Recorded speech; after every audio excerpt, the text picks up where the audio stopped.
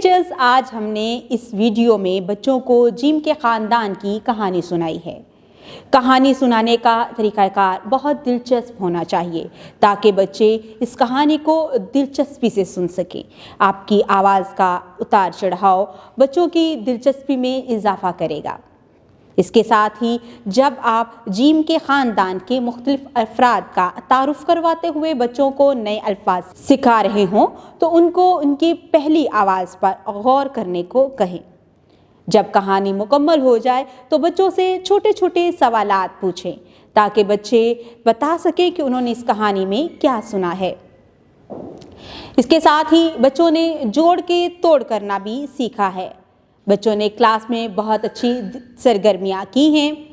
आप बच्चों को स्ट्रीम इंटरनेशनल की तरफ से वर्कबुक का होमवर्क देंगे और बच्चों से कहेंगे कि वो इस होमवर्क को बहुत एहतियात से साफ़ सुथरे तरीके से करें।